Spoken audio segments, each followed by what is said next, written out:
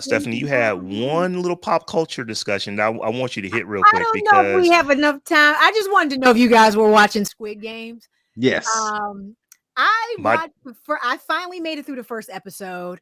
Um, I was just it made me sad, really. And there've been a lot of articles that have come out about, the whole dystopian nature of it, and is this a reflection of where we are in society, and how we feel about things in society? And I have to agree with most of those think pieces. But it's a beast. It's Netflix's biggest streaming content to date. They got a agreement with Walmart to put some Squid Game merch in Walmart, and there's video games coming up and God, everything. that So it's that it's working. they could have chilled out on that part to put the merchandise in the store, because it does, to agree. I plowed through Squid Games. I stayed up Friday night and watched the entire thing, like 5 or 6 in the morning. I'm wide awake watching this, because it is a very, not dystopian. I wouldn't call it dystopian, because dystopian to me means in the distant future. We're getting to this dystopian future. Some of the story, some of the messaging is very much now. Very much trend, now. yeah. Yes, very much now. You think of, again, capitalism. I don't want to keep pointing at that, but our and again, we run out of time, but just the way we view money, the way we value friendship, the way we value teamwork, the way things change based on your own personal thing.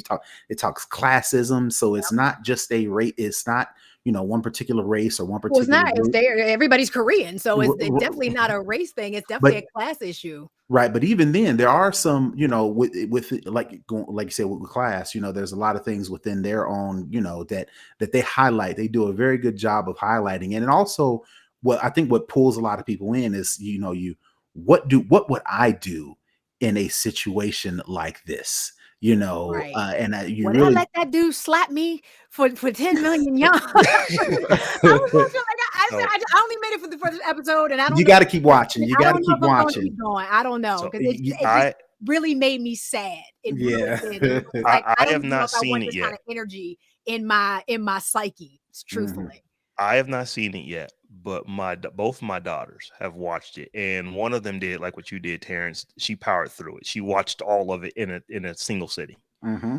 So I may have to go check this out. You got to watch it, because you got to watch the whole thing, because it brings a lot of questions, and like I said, it pulls you into where it's like, man, if I was faced with a scenario or situation like that, what would I do? Because you on the first hand, you're thinking, nah, I wouldn't do that. Nah, that's stupid. There's no way. There's no way. Circumstances, but stuff happens. But you can't help it but to put yourself, and I think they do a good job of that. Like I said, I don't know about the games and the merchandise, because it kind of defeats the purpose of the point of the whole movie in the first place. And it sort of validates the whole thing and normalizes it when it shouldn't be normalized. Right. You should have deep discussions, not trying to buy this stuff on Amazon.